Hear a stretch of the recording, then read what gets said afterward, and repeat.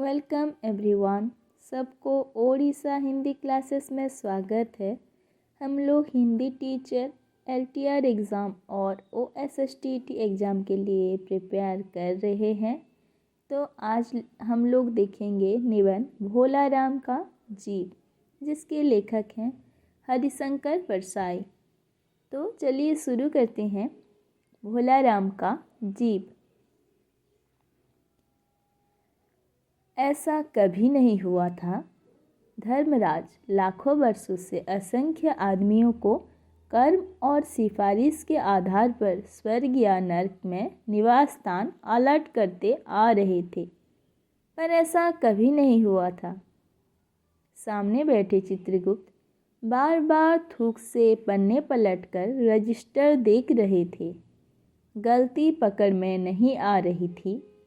आखिर उन्होंने खींचकर रजिस्टर इतनी जोर से बंद किया कि मक्खी चपेट में आ गई। उसे निकालते हुए वह बोले, महाराज, रजिस्टर सब ठीक है। भोला राम के जीव ने 5 दिन पहले देह त्यागी और यमदूत के साथ इस लोक के लिए रवाना भी हुआ, पर यहाँ अभी तक नहीं पहुँचा। धर्मराज ने पूछा, और वह दूत कहाँ है? महाराज, वह भी लापता है। इसी समय द्वार खुले और एक यमदूत बहुत बदहवास सा वहाँ आया। उसका मौलिक कुरूप चेहरा परिश्रम, परेशानी और श्रम के कारण और भी अधिक विकृत हो गया था। उसे देखते ही चित्रगुप्त चिल्ला उठे, अरे, तू कहाँ रहा इतने दिन? भोला राम का जीव कहाँ है? यमदूत हाथ जोड़कर बोला, दया निधान, मैं कैसे बताऊं कि क्या हो गया। आज तक मैंने धोखा नहीं खाया था, पर इस बार भोला राम का जीव मुझे चकमा दे गया। 5 दिन पहले जब जीव ने भोला राम की देह त्यागी, तब मैंने उसे पकड़ा और इस लोक की यात्रा आरंभ की। नगर के बाहर जो ही मैं उसे लेकर एक तीव्र वायु तरंग पर सवार हुआ, त्यों ही मेरे चंगुल से छूटकर वह न जाने कहाँ चला गया। इन 5 दिनों में मैंने सारा ब्रह्मांड छान डाला, पर उसका कहीं पता नहीं चला। धर्मराज क्रोध से बोले, मूर्ख, जीवों को लाते लाते बूढ़ा हो गया, फिर भी एक मामूली बूढ़े आदमी के जीव ने तुझे चकमा दे दिया। दूत ने सिर झुकाकर कहा, महाराज, मेरी सावधानी में बिल्कुल कसर नहीं थी। मेरे इन अभ्यस्त हाथों से अच्छे वकील भी नहीं छूट सके, पर इस बार तो कोई इंद्रजाल हो गया। चित्रगुप्त ने कहा, महाराज, आजकल पृथ्वी पर इस प्रकार का व्यापार बहुत बना है।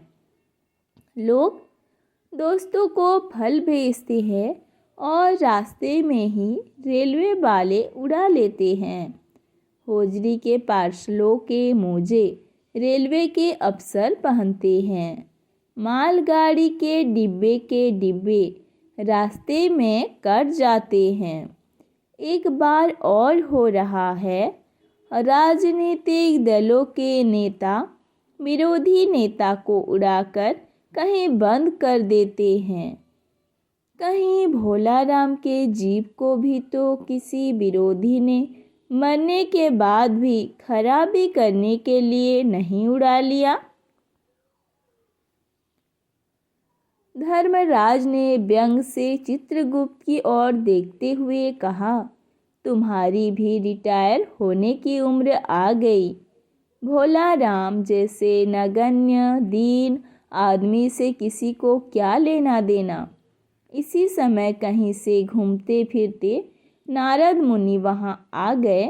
धर्मराज जो गुमसुम बैठे देख नारद जी बोले, धर्मराज, कैसे चिंतित बैठे हैं? क्या नरक में निवास स्थान की समस्या अभी हल नहीं हुई? धर्मराज ने कहा, वह समस्या तो कभी की हल हो गई मुनिवर। नरक में पिछले सालों में बड़े गुणी कारीगर आ गए हैं। कई इमारतों के ठेकेदार जिन्होंने पूरे पैसे लेकर रद्दी इमारतें बनाई, बड़े बड़े इंजीनियर आ गए हैं जिन्होंने ठेकेदार से मिलकर भारत की 5 वर्षीय योजना का पैसा खाया। ओवरसियर हैं जिन्होंने उन मजदूरों की हाजिरी भरकर पैसा हड़पा जो कभी काम पर गए ही नहीं।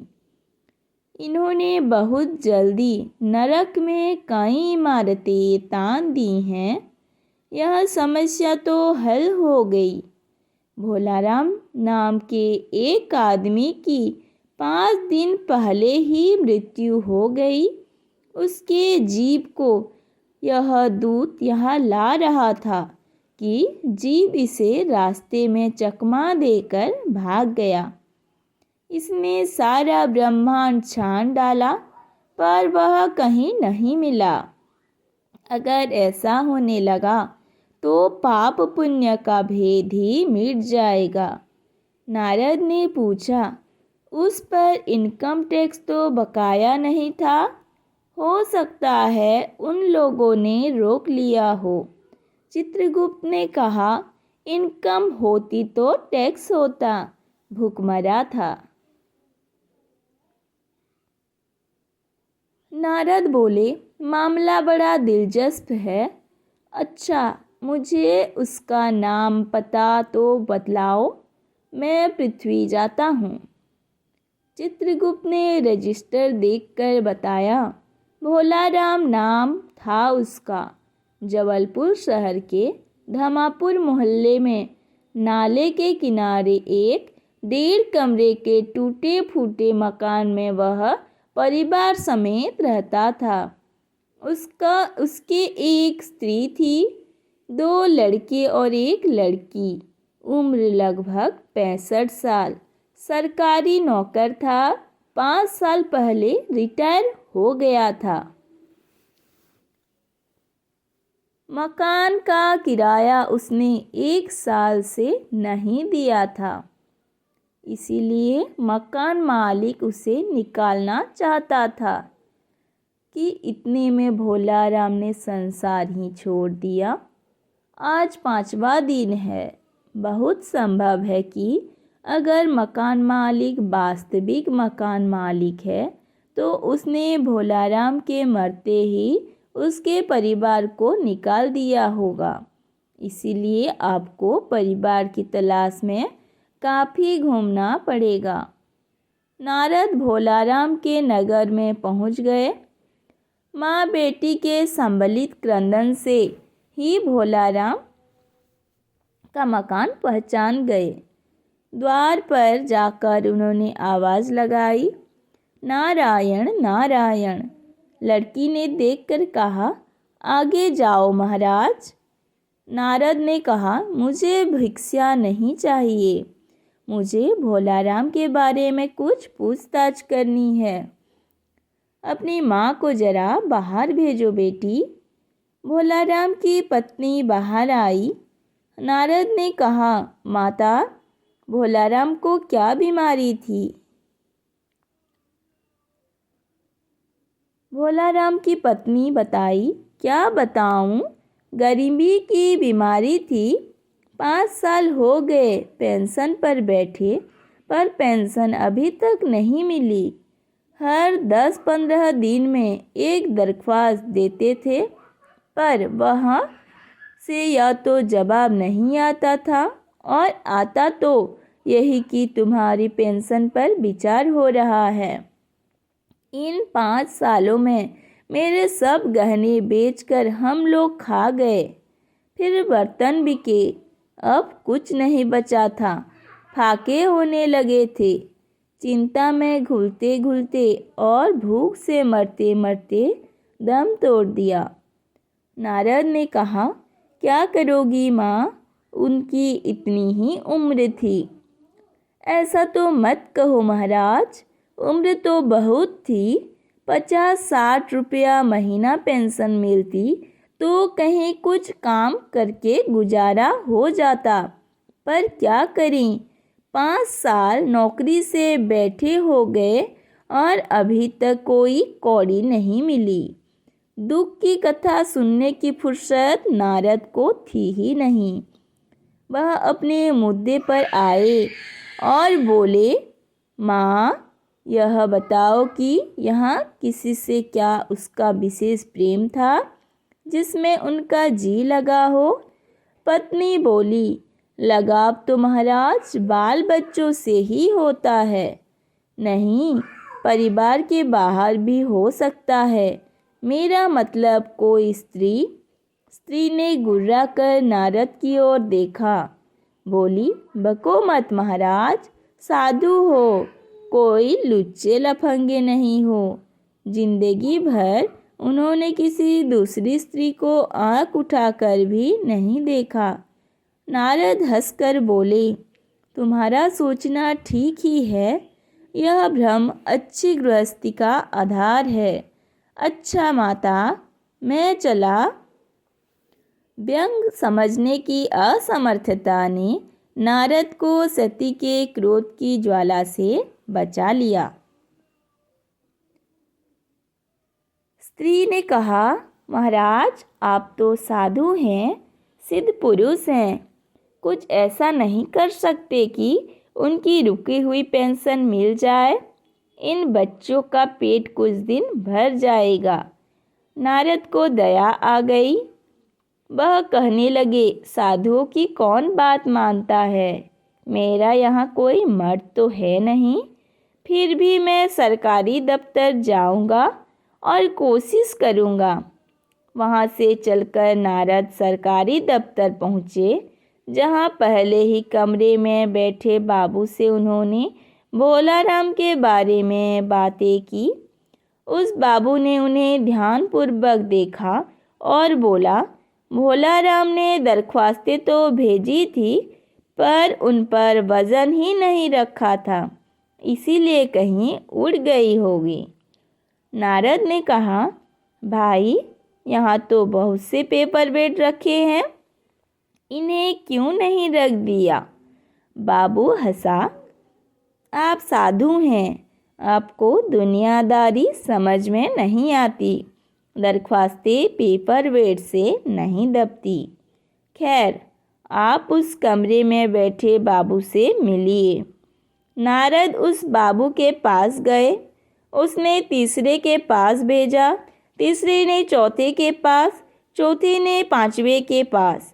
जब नारद 25-30 बाबुओं और अफसरों के पास घूम आए, तब एक चपरासी ने कहा, महाराज, आप क्यों इस झंझट में पड़ गए।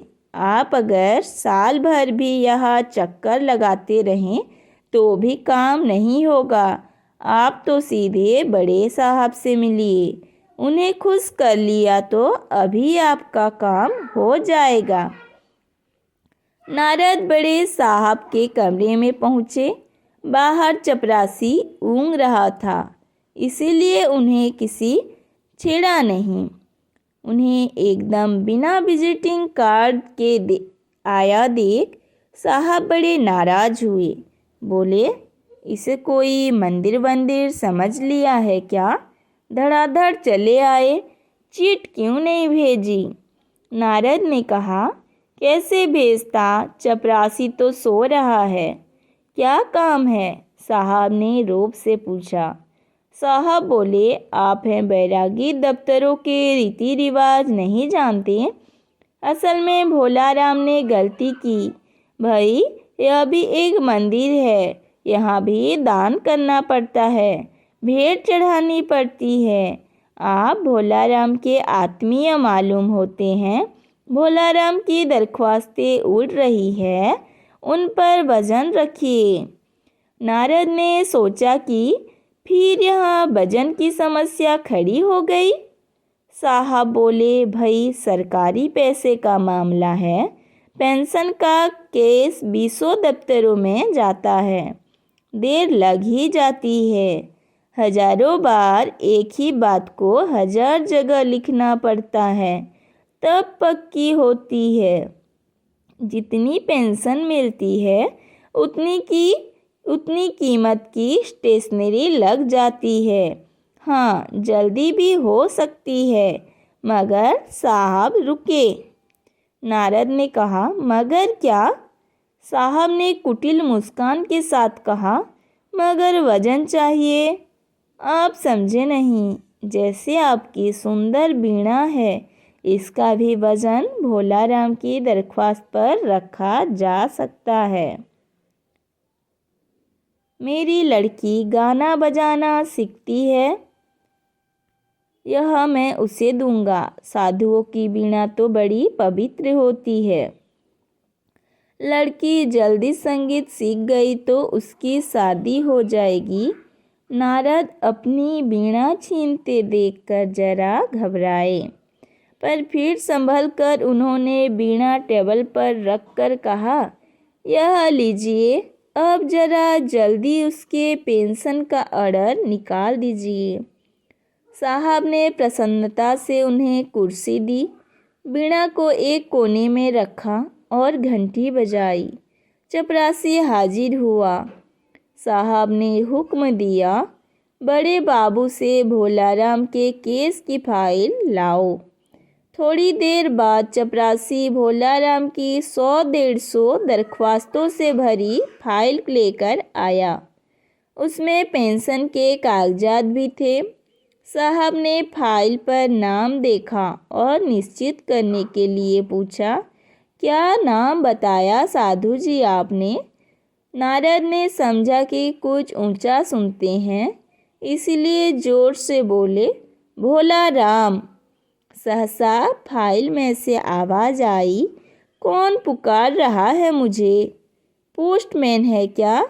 पेंशन का ऑर्डर आ गया। साहब डर कर कुर्सी से लुढ़क गए। नारद भी चौंके, पर दूसरे ही क्षण बात समझ गए। बोले, भोलाराम, तुम क्या भोलाराम के जीव हो? हाँ, आवाज़ आई। नारद ने कहा, मैं नारद हूँ, मैं तुम्हें लेने आया हूँ। चलो, स्वर्ग में तुम्हारा इंतज़ार हो रहा है। आवाज़ आई, मुझे नहीं जाना, मैं तो पेंशन की दरख्वास्तों में अटका हूँ। यहीं मेरा मन लगा है। मैं अपनी दरख्वास्तें छोड़कर नहीं जा सकता। कहानी समाप्त हुई।